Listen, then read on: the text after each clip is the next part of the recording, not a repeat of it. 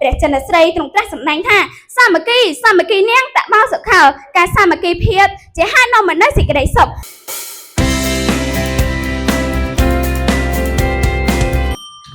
ជាបឋមសូមគោរពទៅដល់គណៈអធិបតីលោកនាយ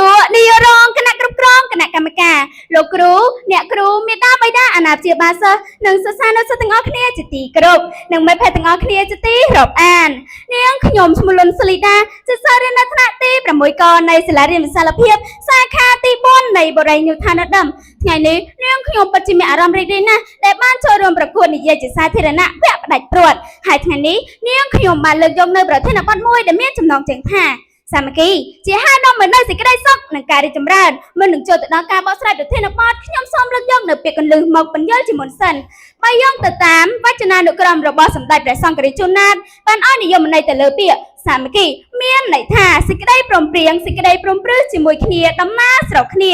សូមអង្គពិធីទាំងមូលរីករាយសម្ដាប់នឹងការបកស្រាយប្រធានបទរបស់អ្នកខ្ញុំដូចតទៅបើសង្គមណាជួបនឹងការបែកបាក់ហើយចង់បំរួមផ្សព្វផ្សាយគ្នាឡើងវិញនោះប្រជាពលរដ្ឋក្នុងសង្គមនោះក៏បីដើរតាមមេគាដែលនាំមកនៅសាមគ្គីភាពមេគាឬក៏ធម៌ដែលត្រួសត្រាយនាំផ្លូវឲ្យកើតមានសាមគ្គីភាពមាន6យ៉ាងគឺចំណុចទី1ចិត្តប្រកបដោយមេត្តាបានដល់ការកិនល្អសម្លឹងមើលគ្នាក្នុងផ្លូវល្អមានចេតនាល្អនិងមានបំណងល្អចំពោះគ្នាស្រឡាញ់រាប់អានគ្នាគិតជួយស្ថាបនាគ្នាដោយមិនច្រណែនឬឆាដាក់គ្នាមិនគិតអគតិចំពោះគ្នាមិនគិតព្យាបាទគ្នាមិនខឹងគ្នានិងមានការអភ័យទោសចំពោះគ្នាចំណុចទី2ការពោលពាក្យប្រកបដោយមេត្តាបានដល់ការនិយាយល្អចំពោះគ្នានិយាយគ្នាដោយសេចក្តីស្រឡាញ់រាប់អានចេះប្រើសម្ដីឲ្យកម្លាំងចិត្តគ្នាក្នុងគ្រាដែលអ្នកដទៃជួបសេចក្តីទុក្ខលំបាកនិយាយណែនាំក្នុងផ្លូវល្អនឹងមានប្រយោជន៍តែមិនត្រូវនិយាយជាប់បន្លិចបន្ថែមឬនិយាយតាមពីក្រៅខ្នងនិងមិនកុហកបោកប្រាស់ចំណុចទី3ការប្រព្រឹត្តប្រកបដោយមេត្តាបានដល់ការធ្វើល្អចំពោះគ្នាជ្រោមជ្រែងគ្នាខាងកម្លាំងទ្រព្យ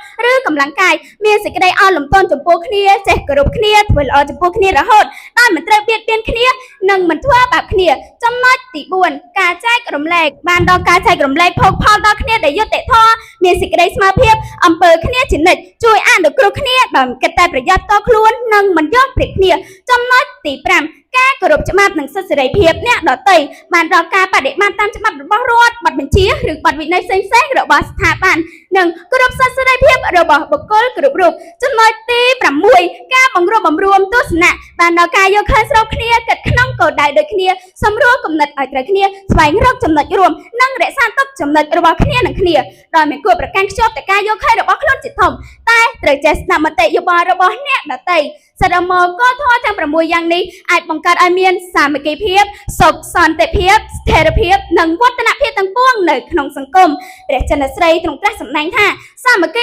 គីនាងតបោសុខោការសាមគ្គីភាពជាហេតុនាំមកនូវសេចក្តីសុខឯបុរាណចារ្យខ្មែរបានពោលទុកថាសាមគ្គីរស់បែកបាក់សាមគ្គីស្លាប់ការរួបរวมគ្នាជាហេតុនាំមកនូវសេចក្តីសម្រេចទាំងឡាយនិងជាកម្លាំងដ៏ខ្លាំងក្លាដែលអាចកសាងនូវសេចក្តីចម្រើនលូតលាស់គ្រប់វិស័យសាមគ្គីភាពគឺជាគោលការណ៍ដែលជនគ្រប់